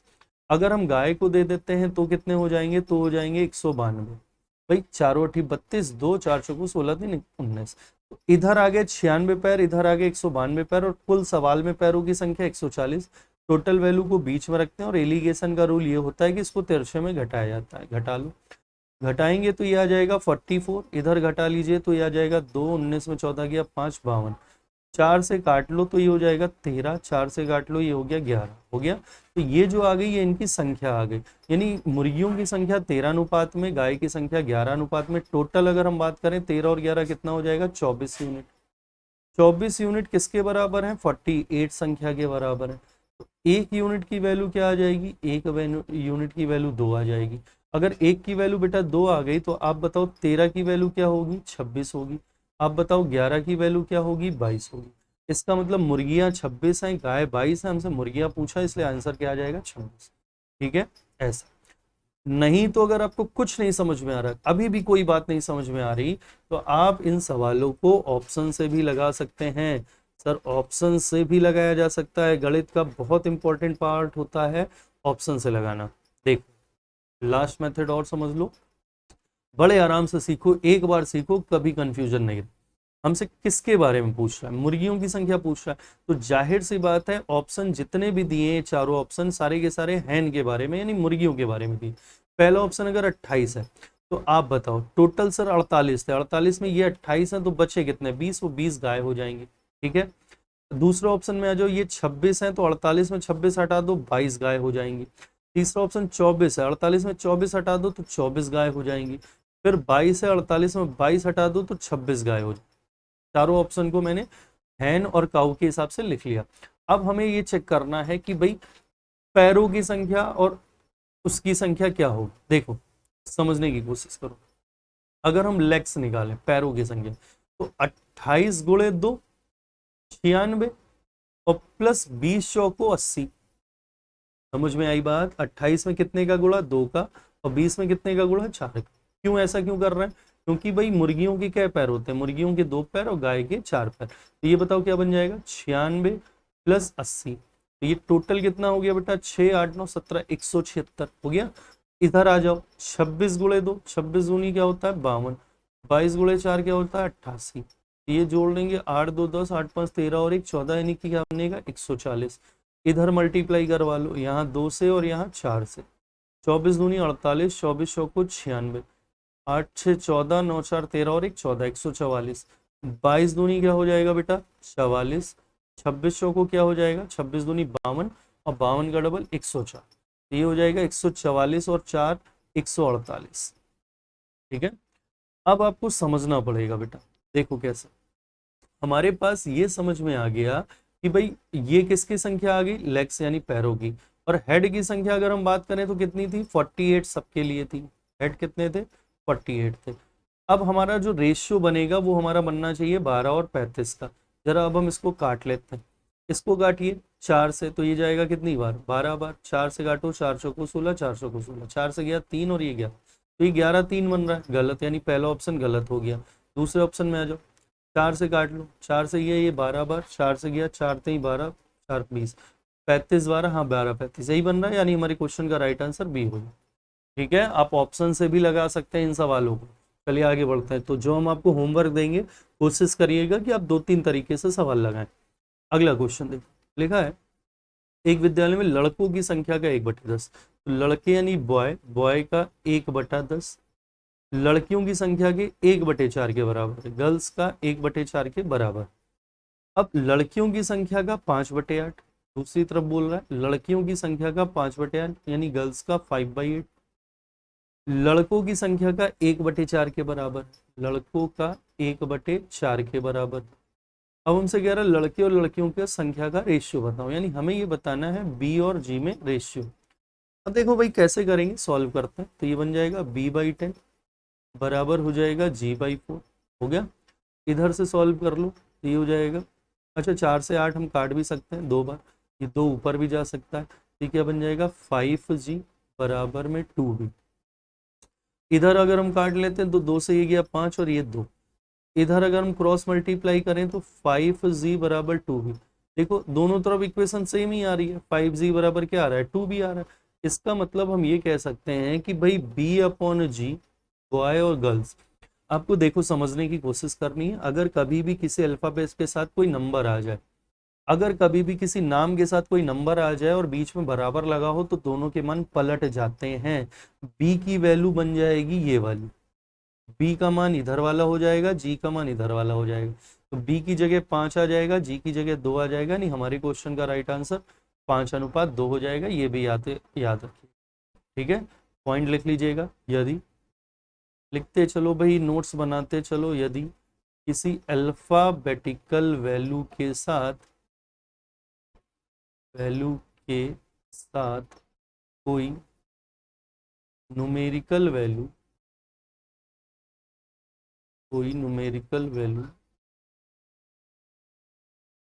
मल्टीप्लाई में हो, यहाँ पर गुणाई तो है भाई, जब कुछ नहीं है तो मल्टीप्लाई मानेंगे, मल्टीप्लाई में हो तो ऐसे नंबर अपनी वैल्यू बदल ले, अपनी वैल्यू चेंज कर देते हैं, ऐसे नंबर अपनी वैल्यू क्या कर देते हैं चेंज कर देते हैं। ठीक है, नोट बना लीजिए। आगे बढ़ते हैं नेक्स्ट क्वेश्चन। अब ये क्वेश्चन देखो, ये एसएससी में बेटा एक बार सवाल पूछा गया था, इंपॉर्टेंट क्वेश्चन है, एसएससी वाले बच्चे ध्यान से देखें। ठीक है, 50 डब्बे हैं, 50 व्यक्ति हैं, पहला व्यक्ति हर डब्बे में 1 पत्थर रखता है, दूसरा व्यक्ति हर दूसरे डब्बे में 2, तीसरा व्यक्ति हर तीसरे डब्बे में 3, और इस तरह 50वां व्यक्ति हर 50वें डब्बे में 50 पत्थर रखता है। तो बताओ 50वें डब्बे में पत्थर की संख्या क्या होगी, समझने की कोशिश करो, कहना क्या चाह रहा है। ये बॉक्स है, इस तरह 50 बॉक्स बने। पहले आप सवाल का स्ट्रक्चर समझ लीजिए, क्योंकि ये क्वेश्चन गलत होना या ना आना, अगर आपको नहीं आ रहा है या गलत हो रहा है, इसका मतलब कि आपकी तैयारी कमजोर है। आपको बार बार मैंने कहा, नंबर सिस्टम केवल और केवल बेसिक अगर आ गया तो फिर आपको अपने आईक्यू को डेवलप करना है और कुछ नहीं। गणित में पूरा का पूरा दिमाग का खेल है। लिखा है कि 50 डब्बे 50 व्यक्ति, तो ऐसे करके मान लीजिए 50 डब्बे 50 व्यक्ति। पहला व्यक्ति आता है, हर डब्बे में एक पत्थर रखता है। पहला व्यक्ति हर डिब्बे में आके एक एक पत्थर रख के वो चला गया। पहला व्यक्ति आया, वो हर डब्बे में गया और एक एक पत्थर रख के गया। ठीक है, अब क्या कर रहा है, दूसरा व्यक्ति आ रहा है, तो दूसरा व्यक्ति आ रहा है, वो केवल हर दूसरे डब्बे में रख रहा है, मतलब इसमें तो रख रहा है, फिर हर दूसरे डब्बे में रख रहा है। दूसरा व्यक्ति बेटा हर दूसरे डब्बे में, तो यहां रख रहा होगा, यहां रख रहा होगा, यहां रख रहा होगा, यहां रख रहा होगा, यहां रख रहा होगा। बात समझ में आ रही है। तीसरा व्यक्ति हर तीसरे डब्बे में 3 रखता है, तो तीसरा व्यक्ति यहां रख रहा होगा, फिर यहां रख रहा होगा, फिर यहां रखता होगा, फिर यहां रखता होगा। समझ गए। चौथा व्यक्ति हर चौथे डब्बे में जाएगा, सारे डब्बे में नहीं जाएगा, केवल चौथे डब्बे में। तो चौथा डब्बा ये है, उसके बाद चौथा डब्बा ये है, उसके बाद चौथा डब्बा ये है।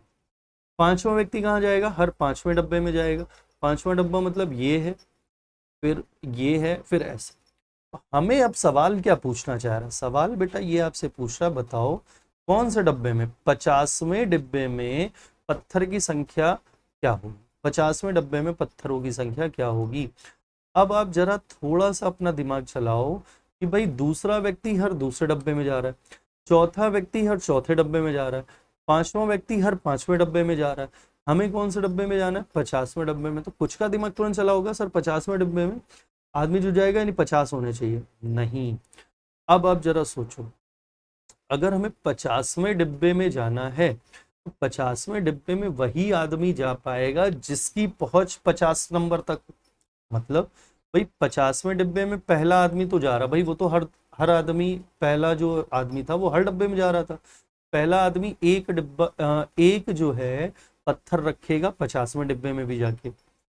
दूसरा वाला व्यक्ति भी जा सकता है और वो 2 पत्थर रखेगा, क्योंकि 2 से 50 कट रहा है ना भाई, 2 से 2 वाला दूसरा व्यक्ति 2 पे जाएगा, 4 पे जाएगा, 6 पे जाएगा, 8 पे जाएगा, 10 पे जाएगा, ऐसे करते करते बताओ 49 पे जाएगा क्या, नहीं, क्योंकि 2 से 49 की पहुंच ही नहीं है, 50 पे जाएगा।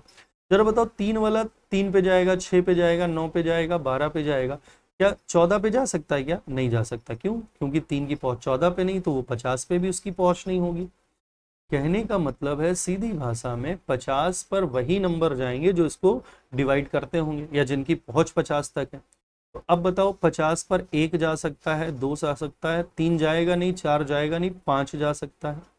5 के बाद कौन 50 को काटता है, 10 काटता है। 10 के बाद कौन काटता है, 25 काटता है। और 25 के बाद कौन काटता है, 50। सिर्फ यही पर्सन ऐसे हैं जो इस डब्बे तक पहुंच सकते हैं। भाई 3 से घटेगा नहीं, 4 से घटेगा नहीं, 6 से घटता नहीं, 7 से घटता नहीं, 8 से घटता नहीं, 9 से घटता नहीं। अब जो व्यक्ति जिस नंबर का है वो उतना ही पत्थर रखता, मतलब ये 1 रखेगा, ये 2, ये 5, ये 10, ये 25, ये 50। हमें इन सबको क्या कर लेना, ऐड कर लेना। तो जोड़ लीजिए, 50 25 75, 75 10 85, 90 2 92 और 1 93, यानी कुल कितने पत्थर रखे जाएंगे, 93 पत्थर। ये सवाल का आंसर हो गया। ठीक है, समझ रहे हैं कैसे लॉजिकल सवाल पूछे जाते हैं। ये क्वेश्चन देखो, ये क्वेश्चन तो बेटा एक बार यूपी टेट में आ चुका है। क्वेश्चन देखिए, लिखा एक व्यक्ति नौकर को इस शर्त पे नौकरी देता है कि वो व्यक्ति उसे 1 साल के बाद 90 रुपए और एक पगड़ी देगा। देखो लिखा है 1 साल बाद, 1 साल का मतलब हो गया कितने महीने, 12 महीने। यानी हम ये कह सकते हैं बेटा 12 महीने में उसको क्या मिल रहा है, 12 महीने में उसको मिल रहा है 90 रुपए प्लस एक पगड़ी, पगड़ी मतलब टर्बन। ठीक है, एक 90 रुपए के साथ साथ पगड़ी मिल रही, 12 महीने का वेतन।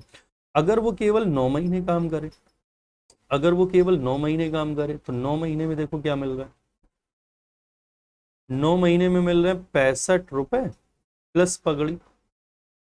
ठीक है, अब आप समझो पगड़ी यहां पर भी थी, पगड़ी यहां पर भी थी, तो पगड़ी का रेट तो सेम रहेगा। 12 महीने से 9 महीने हो गए, यानी यहां पर कितने महीने की कमी हुई बेटा, 3 महीने की।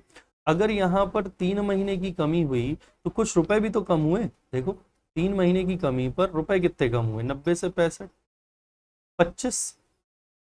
सही है भाई, 3 महीने का, इसका मतलब हम ये कह सकते हैं 3 महीने का जो वेतन है वो 25 रुपए है। क्यों, क्योंकि आपने काम 3 महीने कम करा तो आपको रुपए कितने कम मिले, 25। तो इसका मतलब है 3 महीने का वेतन कितने रुपए होगा, 25 रुपए होगा। तो अब आपसे कह रहा है कि भाई पगड़ी का रेट बता दो।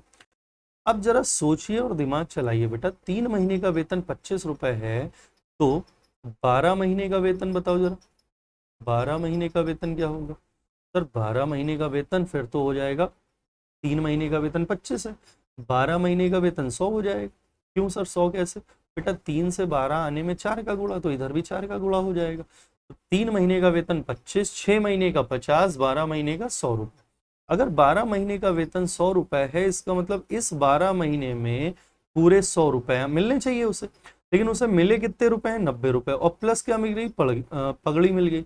90 तो मिल गए लेकिन पगड़ी मिल गई, तो 100 में से 90 तो कैश मिल गए, और 10 रुपए की क्या हो गई? पगड़ी। इसका मतलब है कि पगड़ी का जो रेट आ रहा है वो कितना आ जाएगा? 10। ठीक है, ये सब सवाल लॉजिकल है, इसलिए समझने की कोशिश कर रहा। एक दो बार आप लगा लोगे तो कभी भूलोगे नहीं। अगला क्वेश्चन, ये सवाल देखो। एक स्कूल ग्रुप एक जैसी 3 बसें भाड़े पर लेता है और 4/5 सीटें घेरता है। 1/4 यात्री चले जाते हैं, उसके बाद शेष यात्री केवल 2 बस का इस्तेमाल करते हैं। अब 2 बसों में घेरी गई सीटों की भिन्न भिन्न मतलब फ्रैक्शन, हमें उस भिन्न को बताना है कि वो भिन्न क्या है। देखो बेटा, दिमाग थोड़ा सा चलाओ, क्वेश्चन करने से पहले समझो। हमें ये बात समझ में आ गई कि हमें 3 बसें लेनी है और तीनों एक जैसी ही हों। हमने 3 बसें मान लो ए बी सी ले ली, ठीक है। अब तीनों बसें एक जैसी, एक जैसी का मतलब जितनी इसमें सीट इतनी इसमें सीट इतनी इसमें सीट। अब कह रहा है कि जितनी भी सीटें हैं उसका 4/5 घेरना। तो हम एक काम कर लिया, मैंने देखा नीचे क्या है? 5 है। तो हम एक काम कर लें, हम बसों में 5-5 सीटें तो दे दें।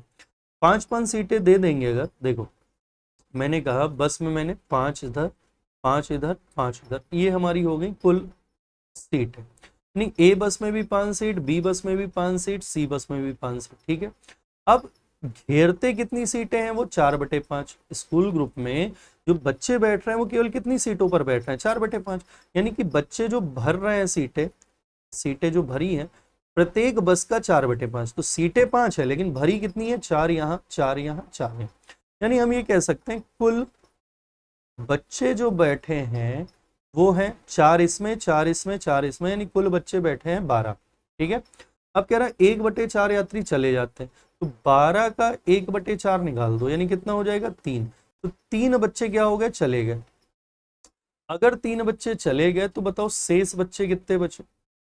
शेष बच्चे बचे बराबर बेटा 9। 12 थे, 3 चले गए, कितने बचे? 9 बचे, ठीक है। अब 2 बसों में घेरी गई सीटों की भिन्न बतानी है। 2 बसों में तो बच्चे कितने बचे हैं? 9। और 2 बसों में अगर हम सीट की बात करें तो 5 इसकी 5 इसकी, यानी सीट कितनी है 2 बसों में? 10। तो 9 बच्चे हैं ओवरऑल क्या सीटों में? 10 सीटों में, यानी हमारी क्वेश्चन का राइट आंसर होगा 9/10। अब ये मत बताना कि सर जी हम 8 में क्यों नहीं ले रहे। बेटा ये तो भरी हुई सीटें हैं, टोटल सीटों से निकालोगे ना, तो टोटल सीटें 5 ये 5 ये कितनी? 10। बच्चे कितने बचे? 9। 9 बच्चे 10 सीटों में कहीं भी बैठ सकते हैं, आंसर आएगा 9/10। आगे बढ़ो, ये क्वेश्चन देख लीजिए। लेकिन कुछ मित्रों ने पिकनिक पर जाने का निर्णय लिया, इस पर 768 रुपए खर्च करना निश्चित हुआ। यहाँ पर लिखा हुआ है करना, करना निश्चित हुआ। इनमें से 4 मित्रों के ना आ पाने के कारण प्रत्येक को 16 रुपए एक्स्ट्रा देने पड़े। कुल कितने मित्र पिकनिक पर गए? ये सवाल देखो, बेसिक तरीका भी है एग्जाम में, ऑप्शन तरीका भी सबसे बेस्ट होगा ऑप्शन तरीका। इसलिए कैसे लगाएंगे समझने की कोशिश करो। आपसे पूछ क्या रहा है, कुल कितने मित्र पिकनिक पर गए? तो भाई कितने मित्र पिकनिक पर गए और जाना कितनों का था, अलग अलग बात है। 4 दोस्त नहीं जा पाए, जाना था और गए, तो गए वालों की संख्या दी है। अगर 24 यहाँ दिया है तो इसका मतलब जाना 28 को था। 16 दूसरे ऑप्शन में, इसका मतलब जाना 20 को था। भाई 4 नहीं गए ना, तो 4 कम हो गए होंगे। 12 ये है तो इसका मतलब ये 16 होगा। अगर ये 8 है तो ये 12 होगा। इतनी बात समझ में आ गई। जाना था 28 को, गए 24। जाना था 20 को, गए 16। जाना था 16 को, गए 12।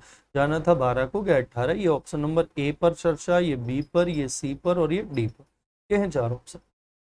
कह रहा प्रत्येक को 16 रुपए एक्स्ट्रा देना पड़ रहा है, ठीक है। मतलब जो भी बच्चे हैं वो 16 रुपए एक्स्ट्रा दे रहे हैं।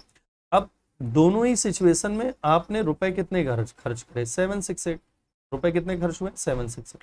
देखो भाई एग्जाम में कैसे लगाते इस सवाल को। जाहिर सी बात है 768 दोनों ही सिचुएशन में खर्च हुआ। यानी जितना जाना था 28 लोग जाते तो भी 768, 24 जा रहे हैं तो भी 768। बस फर्क ये हुआ कि अब एक बच्चा 16 रुपए, प्रत्येक बच्चा 16 रुपए क्या कर रहा है, एक्स्ट्रा दे रहा है। तो हमारा कहने का मतलब है बेटा कुल खर्च 768 का है। कुल खर्च कितने का है, 768 का। हम अगर पहला ऑप्शन ले लेते हैं, क्या है, 28 वाला, 24 वाला। 24 बच्चे गए हैं, जाना कितना था, 28 बच्चों को जाना था। अब हम ये समझ गए कि भाई 28 बच्चों का खर्चा 768 है और नई सिचुएशन में 24 बच्चों का खर्चा 768 है। अगर हम डिवाइड करेंगे तो एक बच्चे का खर्च निकल आएगा, यहां पर भी डिवाइड करोगे एक बच्चे का खर्च निकल आएगा। जिसके जिसके में अंतर 16 का आ जाएगा वही सही आंसर हो जाएगा। बात समझ में आ गई। एग्जाम में देखो बार बार हम आपसे क्या बोल रहे हैं, दिमाग तो बेटा चलाना पड़ेगा, कंपटीशन नाम ही यही है। चलो अब समझने की कोशिश करो, डिवाइड कर लेते हैं जल्दी से। 7 से काट लो, 7 चौको 28, और इधर काट लेते हैं 7 से, 7 एकम 7, कट नहीं रहा, पॉइंट में आ रहा, पॉइंट में आ रहा है, इसलिए ऑप्शन नहीं होने के चांस ज्यादा है। पॉइंट में आने का मतलब है ऑप्शन नहीं होने के चांस ज्यादा है। दूसरा ऑप्शन देख लेते हैं। अब यहीं से देख लो, 768 20 से काटोगे तो पॉइंट आएगा, मतलब ऑप्शन नहीं होने के चांस ज्यादा है। तीसरा ऑप्शन है 16, इधर 768 12। अब देखते हैं कट रहा है या नहीं। 12 से काटो, 12 छंग 72, 4 48, 12 चौको 48। 16 से काट लो, 16 चौके 64, 16 अट्ठे 128, ठीक है, 48 और 64। अंतर देख लो, 8 में 4 गया, कितने का बचा, 4, इधर से घटाओ, 64 और 48 का अंतर निकालो। 14 में 8 गया 6, 5 में 4 गया 1, 16 आ रहा है 16 का। इसका मतलब हम समझ गए कि भाई राइट आंसर यही वाला है, सी ऑप्शन 12। कुछ समझ में आ रही है भाई बात। और अगर बेसिक से लगाओगे तो बेसिक जान लो कैसे लगेगा, थोड़ा हिंट दे देते हैं, अपना ट्राई कर लेना घर पे। बेसिक तरीका ऐसे लगेगा, माना बच्चों की संख्या बराबर x है और प्रत्येक का खर्च बराबर y। मान लो कि बच्चों की संख्या x थी और प्रत्येक खर्चा करता y। अब बताओ कुल खर्च क्या बन जाएगा, कुल खर्च बन जाएगा यहाँ से, भाई एक बच्चे का खर्चा y है और बच्चे x हैं, तो कुल खर्च क्या बन जाएगा, एक्स वाई, ठीक है।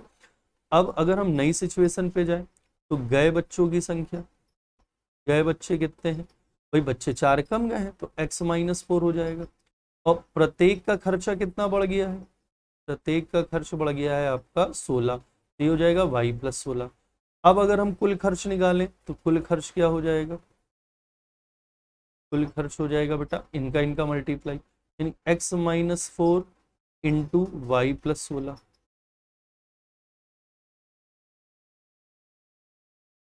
ठीक है, x-4 इंटू y+16। तो अब हम यहाँ से आगे क्या करेंगे, बेसिक समझ लीजिए, अगर आप लगा पाए तो लगा लीजिएगा, नहीं लगा पाए तो व्हाट्सअप कर लेना हमें।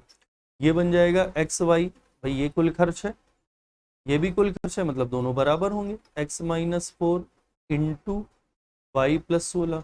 और कुल खर्च दिया किसके बराबर, 768 के। ठीक है, तो एक बार इसको इसके बराबर कर दो, एक बार इसको इसके बराबर कर दो, एक्स और वाई की वैल्यू आ जाएगी। समझ गए, ये है बेसिक तरीका, ऑप्शन से लगाना ज्यादा बेहतर है इस सवाल को। आगे चलिए बेटा, ये लास्ट क्वेश्चन देखते हैं आज का हम लोग। समझिएगा क्वेश्चन क्या है। देखा, एक टोकरी में सेब प्रत्येक मिनट के बाद 2 गुने हो जाते हैं, मतलब हर मिनट बाद सेब डबल हो रहा है। 40 मिनट में टोकरी पूरी भर गई, ठीक है। अब हमसे कह रहा है कितने समय में टोकरी का 1/8 भाग भर जाता है। क्वेश्चन देखो बहुत लॉजिकल है, आप अगर x मानोगे, तरीका लगाओगे, नहीं लगा पाओगे सवाल, गारंटी है। इसलिए बात को समझना, थोड़ा सा अपने दिमाग को चलाने की कोशिश करो। देखा, हर मिनट बाद 2 गुने हो जाते हैं। अच्छा बताओ, 40 मिनट में टोकरी पूरी भर गई होगी। अच्छा बताइए, 40वें मिनट में टोकरी पूरी भर गई होगी, पूरी भरने का मतलब एक हिस्सा भर गया होगा। पूरे को हम बेटा 100% बोलते हैं ना, और 100% को हम 1 बोलते हैं, 100/100 क्या हो जाएगा, 1 हो जाएगा, ठीक है। तो भाई हर बार दुगना हो रहा है, तो 1 मिनट पहले उसका आधा हुआ होगा, यानी अगर हम बात करें 39वें मिनट में तो टोकरी आधी भरी होगी। समझ में आ रही है बात, भाई अगर हर मिनट के बाद दोगुना हो रहा है तो 1 मिनट पहले उसका आधा ही तो होगा। जैसे अगर हम ये कहें 40वें मिनट में 100 सेब हैं, तो बताओ 39वें मिनट में कितने सेब हो रहे होंगे, आप कहोगे सर 50। 38वें मिनट में क्या हुआ होगा, आप कहोगे सर 25, तभी तो ये डबल चल रहा है। अब जरा सोचो, 39वें मिनट में क्या हो गया होगा, आधा। उससे पहले 38वें मिनट में इसका भी आधा, और 1/2 का आधा क्या होता है, 1/4 ही तो होता है। इससे पहले वाले मिनट में आप कहोगे सर इसका भी आधा नहीं, 1/4 का आधा, 1/4 का आधा क्या हो जाएगा 1/8, और हमें यही बताना है 1/8, तो इस क्वेश्चन का राइट आंसर हो जाएगा 37वां मिनट, यानी ऑप्शन नंबर सी इस सवाल का राइट आंसर। बात समझ गए? अगर आप इसको शुरू से लगाने की कोशिश करेंगे तो ये आपके लिए बहुत डिफिकल्टी क्रिएट करेगा, इसलिए क्वेश्चन को समझिए, ऐसे क्वेश्चन किस तरह लगाए जाते हैं, ऐसे सवाल को हम पीछे से आगे की तरफ बढ़ाते हैं। ठीक है, तो आज का सेशन कैसा लगा ये आप जरूर कमेंट करके बताइए। ठीक है, इस नंबर पे आप व्हाट्सअप जरूर करें। देखिए आप व्हाट्सअप करते हैं ना, तो देखिए दो बातें समझ लीजिए, हम सब टीचर ऑफलाइन जब पढ़ा रहे होते हैं, ऑफलाइन में हम लोगों को आप सबके फेस दिख रहे होते हैं, तो पता होता है कि आपको हमारी क्लास कैसी लग रही है, नहीं अच्छी लग रही तो हम लोग और एनर्जी डेवलप करते हैं, है ना। तो ऑफलाइन में चीज़ें अलग होती हैं, ऑनलाइन में हम अकेले लैपटॉप पे बैठ के पढ़ा रहे हैं, पता भी नहीं चल रहा कि आप बातें समझ पा रहे हैं या नहीं। तो उसीलिए हम आपको बार बार बोलते हैं कि आप कमेंट करें, कमेंट के माध्यम से आप हमारी जो गलतियां हो रही हैं उन्हें बताइए, आपको अच्छा लग रहा है तो ये हमें मोटिवेट करता है। इवन आप मेरे से नहीं, किसी भी टीचर से पढ़िए, तो आप उसको कमेंट के माध्यम से अपनी चीज़ें उस तक एक्सप्रेस जरूर करिए, ताकि वो जान पाए कोई भी टीचर कि आप तक मेरी बातें किस वे में पहुंच रही हैं, सब समझ में आ रहा है या नहीं, नहीं आ रहा तो हम लोग मोटिवेट रहेंगे, मोटिवेट रहेंगे तो और एनर्जी से काम कर रहे होंगे। ठीक है, व्हाट्सअप जरूर करा करिए, पॉजिटिव निगेटिव आप कैसी भी बातें हो आप उसको व्हाट्सअप करिए। ठीक है, चलिए 1 जून से हम लोग पेड क्लास शुरू कर रहे हैं, कोर्स ऐसे ही कंटिन्यू चलेगा, कोई डाउट कोई कंफ्यूजन मत रखना। कैसे आपको पेमेंट करना उसका हम आपको ऑप्शन बता देंगे 29 या 30 तारीख तक। ठीक है, चलिए आज के लिए इतना ही रखते हैं, थैंक यू आप सभी को।